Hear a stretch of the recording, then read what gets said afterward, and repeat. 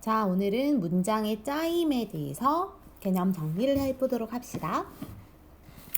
우리가 이제 중학교 때 배우는 기본적인 문법들은 뭐 품사라든지 또는 뭐 문장 성분 이런 것들을 배우게 됩니다. 그래서 지금 배우는 요 개념으로요.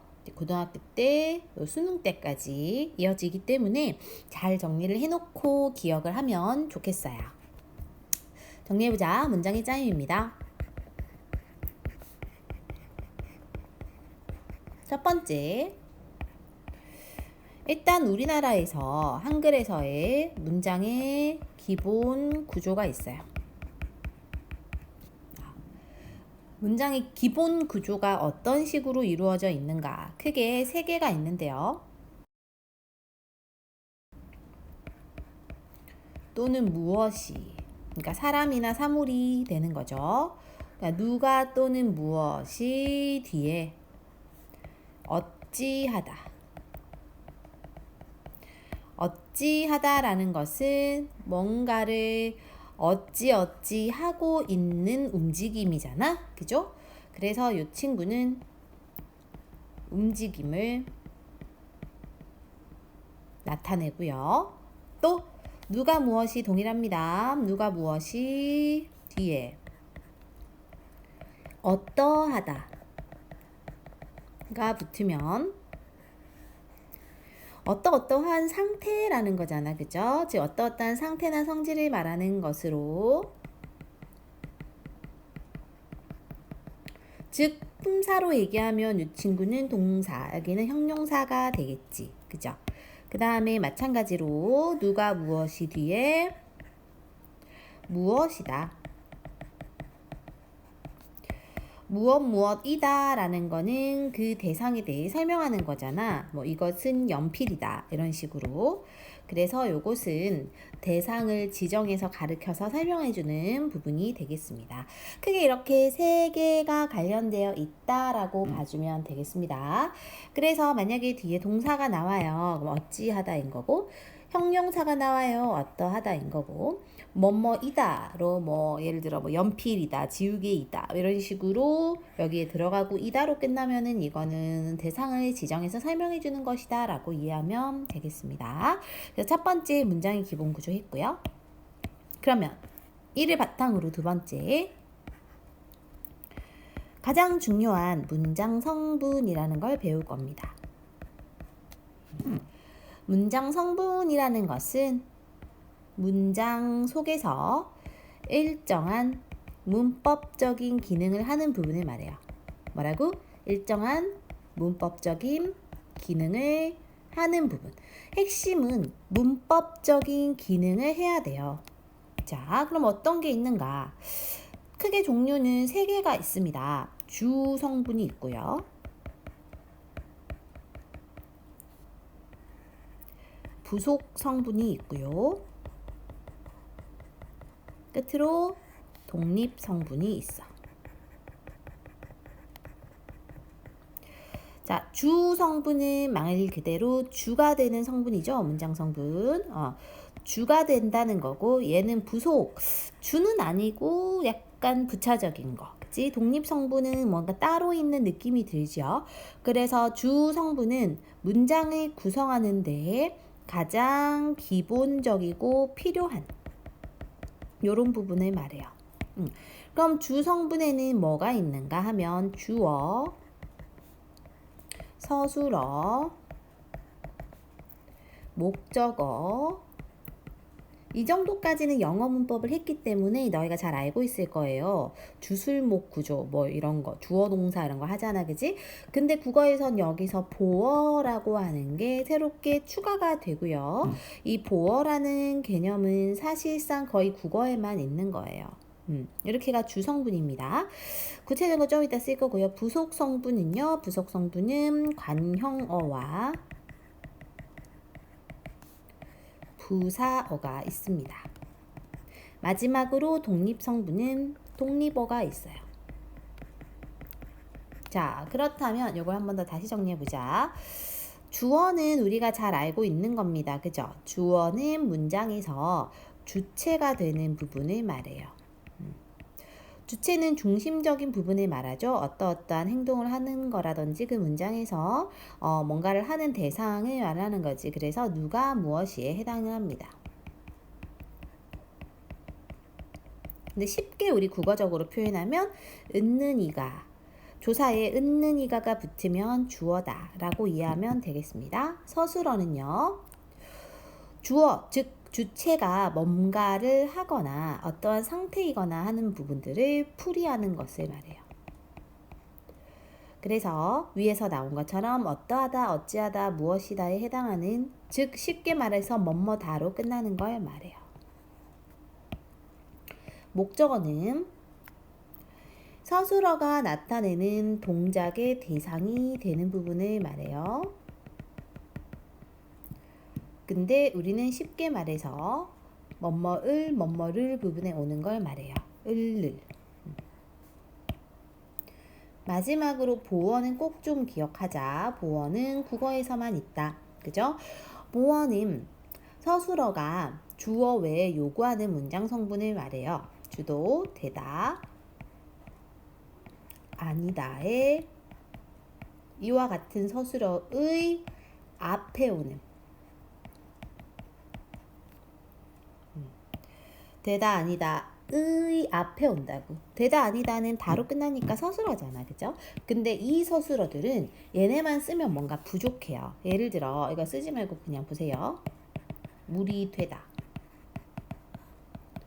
그럼 물이 되다? 뭔가 이상하지 않아요? 그래서 물이 뭐뭐로 되다, 얼음이 되다, 얼음으로 되다, 이런 식으로 되다 앞에 이 서술어가 좀 부족한 서술어라 보충해주는 말, 그래서 보어거든. 얘를 보충해주는 말이라서 보어입니다. 근데 우리는 쉽게 말하면 이렇게 되다, 아니다 앞에 온다 라고 이해해주면 되겠어요.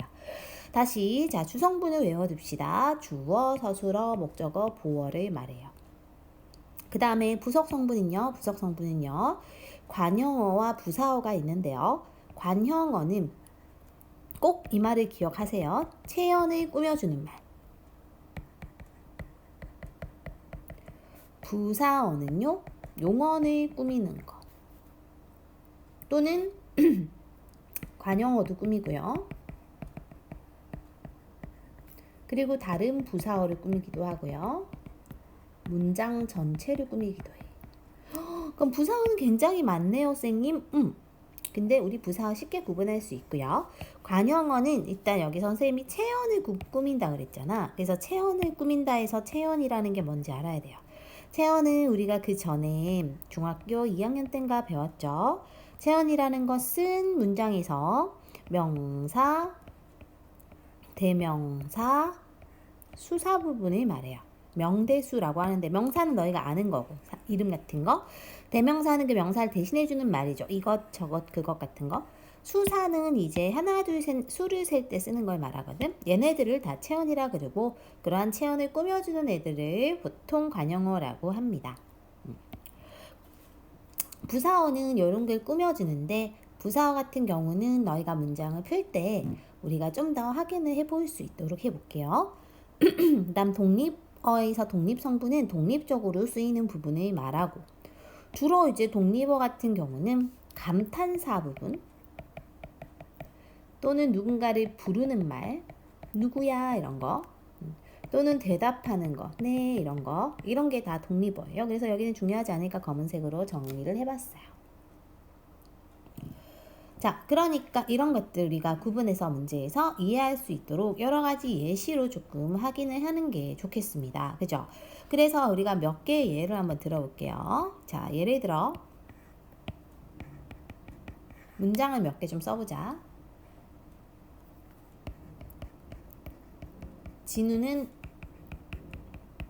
막내가 아니다. 소미가 반장이 되었다. 투수가 공을 힘껏 던졌다. 네, 제가 그렇게 할게요. 범수가 모든 유리창을 닦았다. 자, 이 정도만 일단 해보자. 자, 우리가 여기서 문장 성분을 좀 구분해 써볼 거예요.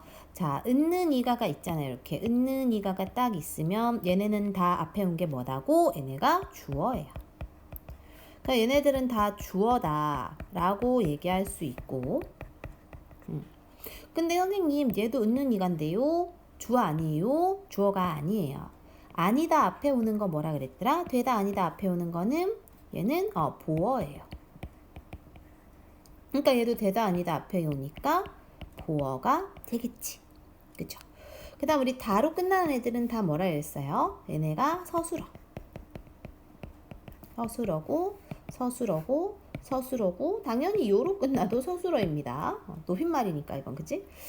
그 다음에 을르리가 있으면 뭐라 그랬어요? 목적어. 그죠? 그 다음에 대답하는 말은 독립어. 제가, 가, 은는이가 있으니까는 주어죠. 을르리가가 있는 얘가 뭐야? 목적어죠. 그 다음에 힘껏 던졌다. 그렇게 할게요. 모든 유리창. 이건 다 뒤에 오는 말을 꾸며주는 말이에요. 그러니까 얘가 없어도 문장은 성립해요. 통수가 공을 던졌다. 네, 제가 할게요. 범수가 유리창. 문장이 어색함이 없지. 근데 이 뒤에 오는 서술어를 조금 더 꾸며주는, 조금 더 뜻을 더해주는 말들이죠. 그래서 이런 애들이 우리가 부속 성분이고, 이 중에서 이제 던졌다 할게요. 이거는 동사거든요. 용언의 동사가 들어가기 때문에 얘네들은 모두 다 부사어. 그리고 유리창이라는 게 명사거든요. 그럼 체언이니까 얘가 관형어. 이런 식으로 정리하면 되겠습니다. 그래서 이제 여기 부분은 사실상 앞쪽에, 그러니까 1학년, 2학년 때 배운 품사라든지 그 다음에 뭐 관형어 뭐 이런 거 모르면, 그런 거 관형사 이런 게 개념을 잘 모르고 용언 이런 거 잘 모르면 이게 좀 어려워요. 그래서 그거를 지금이라도 기억하고 외워줘야 되겠습니다.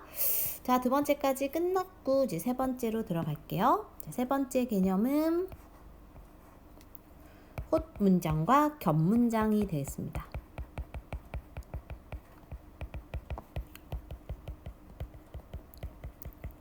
헛 문장하고 겹 문장이 조금 헷갈릴 수 있어요. 뭔가를 찾는 게 쉽지 않을 수 있거든. 근데 우리는 원리를 가지고 잘 찾아볼 거예요. 첫 번째 헛 문장은 주어와 서술어의 관계가 한 번만 나오는 걸 말해요. 겹 문장은 당연히 2번 이상 나오는 걸 말하지. 그럼 2번 이상 나오려면 이런 식으로 중간에 접속사 같은 거 영어로 치면 이런 애들, 그지? 이런 애들이 붙어서 연결되거나, 또는 영어에서도 뭐 절이라는 게 있을 수 있는데 속에 이렇게 들어가 있거나 뭐 여러 가지 구조가 있을 수 있는 거예요.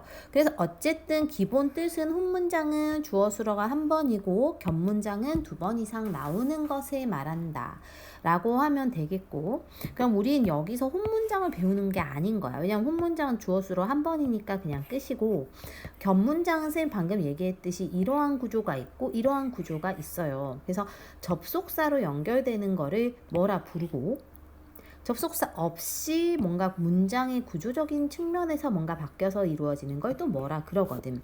그래서 이거를 이제 정리를 해볼 거예요. 자, 그럼 가보자. 선생님이 첫 번째 썼던 저 구조, 즉 접속사를 통해서 뭔가 연결하는 애들, 이런 애들을 우리는 이어진 문장이라고 합니다. 이어진 문장이라고 하고요.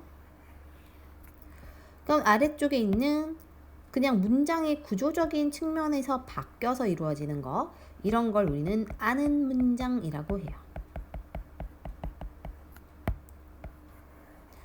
그러니까 이 구조를 일부러 그린 거야, 선생님. 얘가 안겨있죠, 쏙? 얘는 안아버렸죠? 그래서 이런 구조가 아는 문장이고, 이렇게 쌤이 일부러 영어를 쓴 거야. 왜냐면 이제 접속사로 이었으니까. 그죠? 이렇게 두 개가 있는데 국어에서는 한글에서는 접속사가 딱 뭐 그리고 이런 식으로 영어처럼 단어가 딱 나와 있는 게 아니라 살짝 말끝만 바꿔서 연결어미라고 하거든요. 말끝만 바꿔서 접속사의 형태를 띠는 것들도 있어요. 그래서 그거 한번 정리해 볼게요. 자, 이어진 문장에는 또 크게 두 개가 있습니다. 대등하게 이어진 문장이 있고 종속적으로 이어진 문장이 있어요. 네, 뒤에는 이어진 문장 붙이면 되니까 네, 여기까지만 쓸게요. 대등하게랑 종속이 있어. 그럼 자, 느낌을 가져보자. 대등이라는 게 뭐예요? 뭔가 똑같다. 그치? 그럼 똑같다는 것은 뜻이 개별적으로 서로 영향을 주지 않고 의미관계가 대등하다라는 뜻이에요.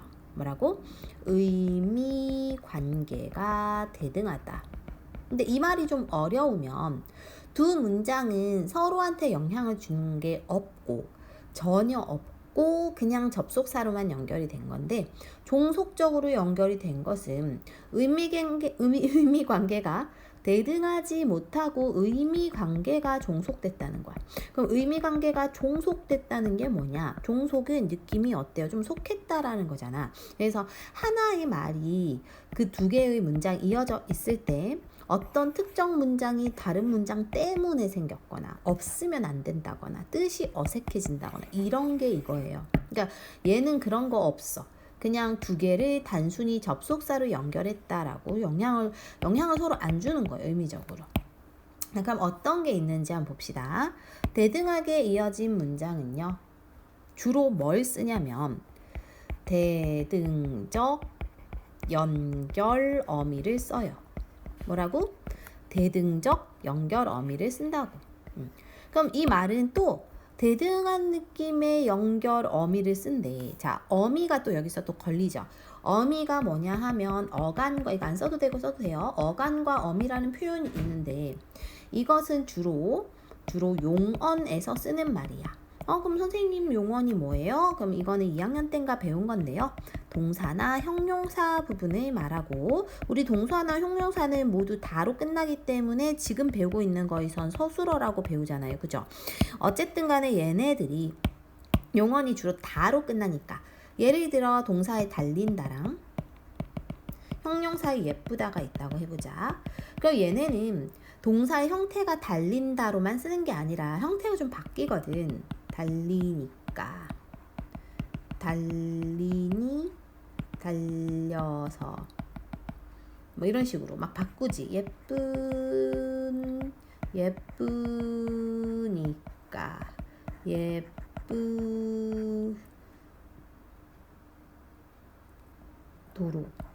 해라. 이상하네. 아무튼 명령어는 안 되니까 이런 게 있으니까요. 그죠?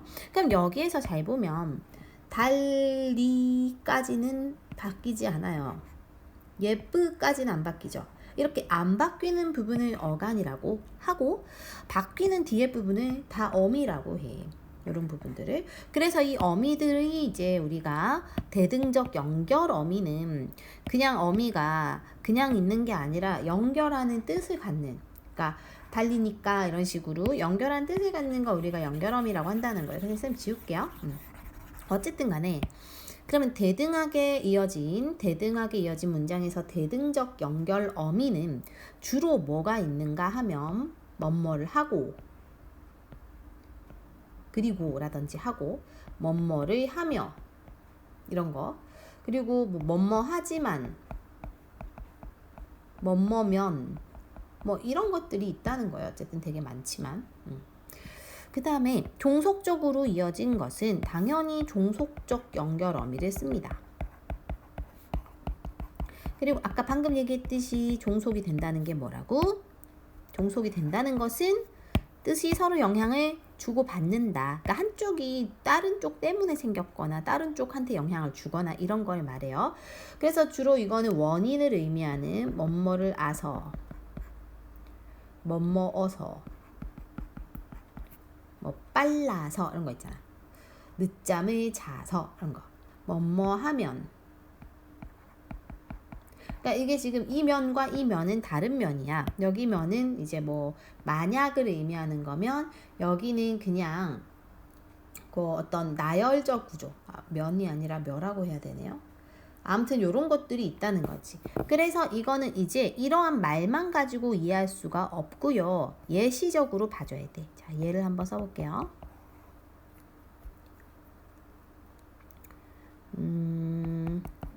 소연이는 웃었지만 기효는 울었다. 너희가 이제 야구 팬이니까요. 야구를 보러 갔는데 소연이 팀이 이긴 거야. 예를 들어.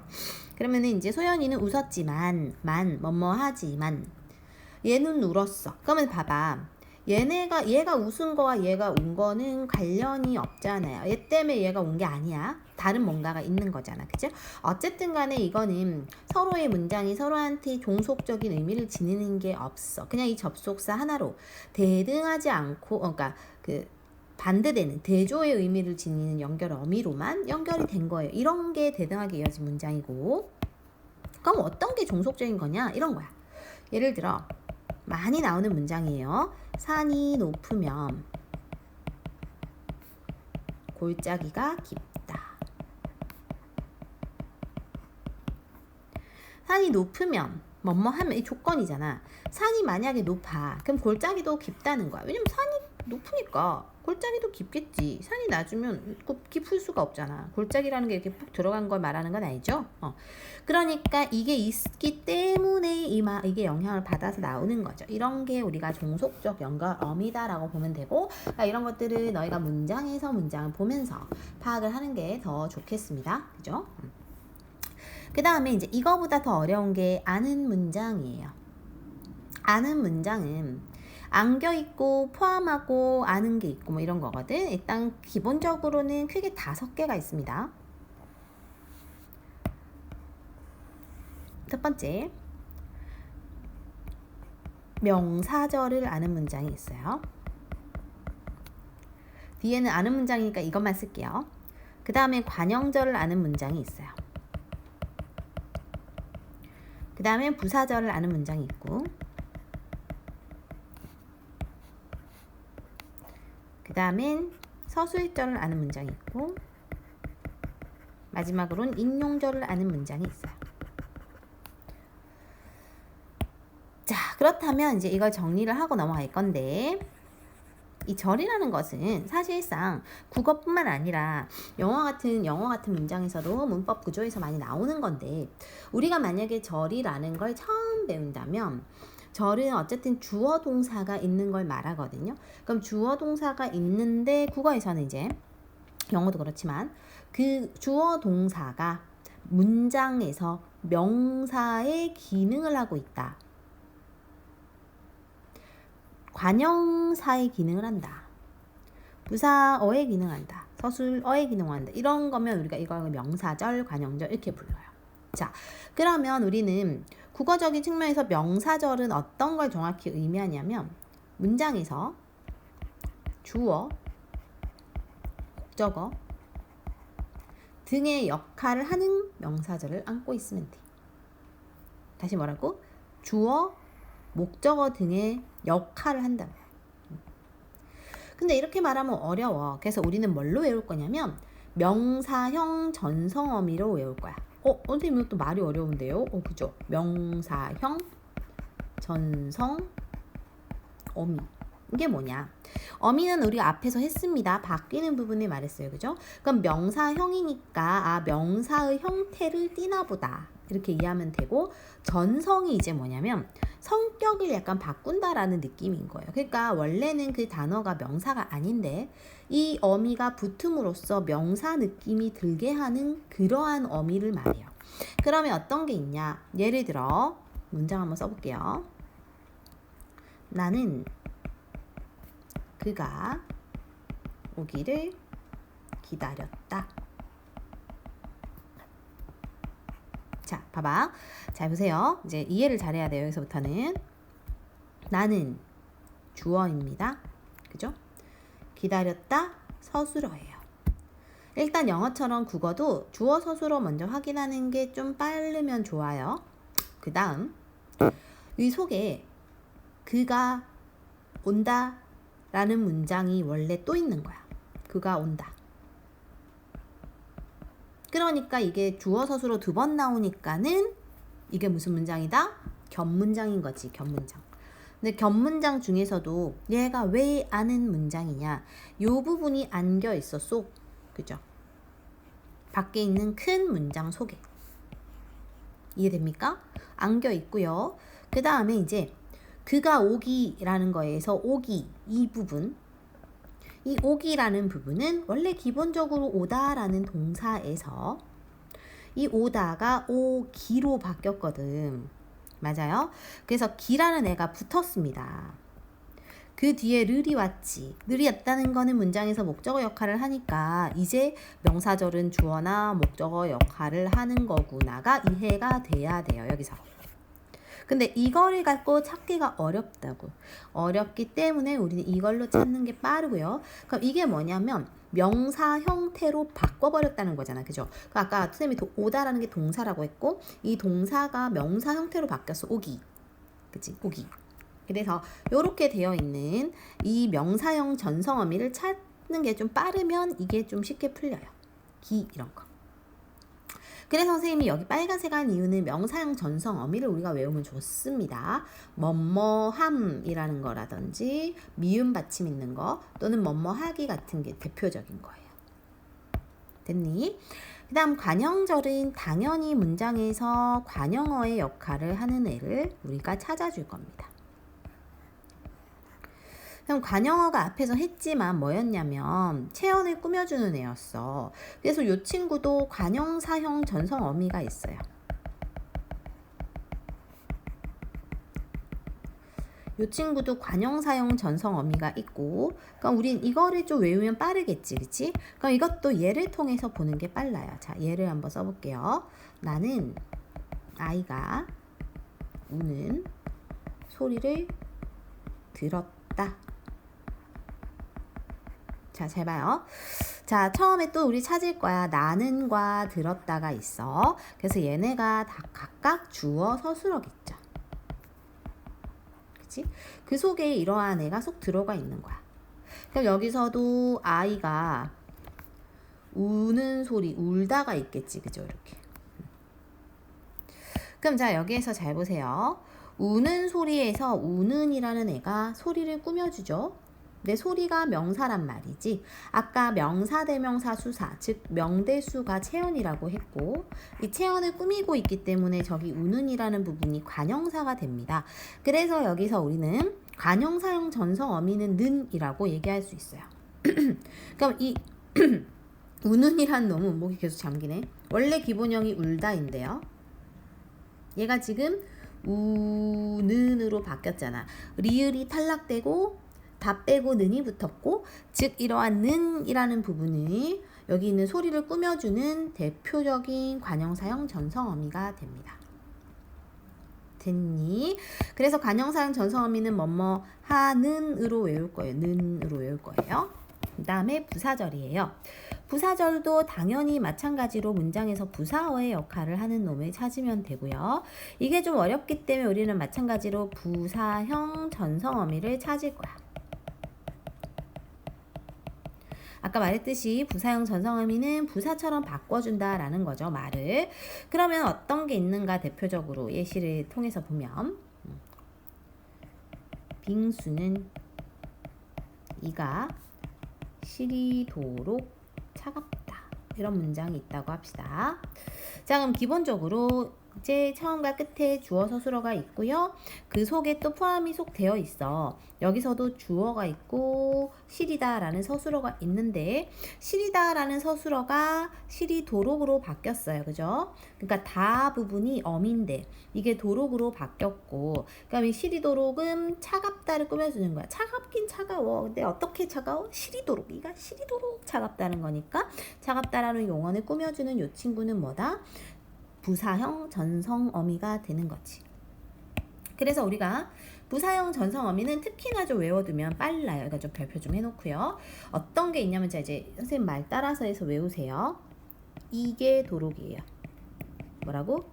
이게 도록, 이게 도록, 이게 도록. 그래서 이계도록을 외우면 여긴 지금 도록이 있죠. 뭐 이, 깨끗이 같은 거, 뭐뭐 하게 이런 게 있잖아. 이건 다 부사형 전성어미라 부사절이에요. 그 다음에 이제 서술절도 별표 2개 해놓을게요. 이거 항상 가르칠 때마다 항상 선배들이 몰랐어 잘. 자, 서술절이란 문장에서 서술어의 기능을 하는 놈이 들어있어요. 서술어의 기능을 하는 놈이 들어있어요. 근데 얘는 서술형 전성어미 이런 거 없어. 그런 거 없고요. 그냥 얘는 주어와 술어의 구조가 요런 식으로 되는 걸 말해요. 요런 구조. 이게 무슨 말이냐면 원래는 주어 서술어 2번씩 나와야 되잖아, 그치? 근데 주어 뒤에 주술 구조가 전체적인 서술어가 되고 그 속에 주어 서술어가 또 있는 구조를 말해요. 이렇게 말하면 뭔 소린지 몰라요. 자, 예를 들어서 볼게요. 승재는 마음씨가 곱다. 자, 봐봐. 자, 기본적으로 큰 틀에서 승재는 마음씨가 곱다. 이렇게 주어 서술어가 있고요. 이 속에 다시 마음씨가 있는 이가니까 주어 그리고 서술어가 있는 이런 구조. 즉 우리가 그냥 봤을 땐 주어가 2개고 서술어가 하나인 형태로 보이는 이런 게 서술절이라고 합니다. 자, 마지막으론 인용절이 있고요. 인용절은 크게 2개가 있습니다. 직접 인용이 있고 간접 인용이 있어요. 직접 인용이 있고 간접 인용이 있는데 직접 인용이라는 것은 말 그대로 다른 사람의 말을 직접 옮기는 거야. 그래서 직접 인용은요, 보통 뭐가 있냐면요, 따옴표랑 그리고 뭐뭐라고가 있어요. 근데 간접 인용은 당연히 따옴표가 없고 뭐뭐고가 있어. 그래서 요거를 좀 기억하면 좋겠습니다.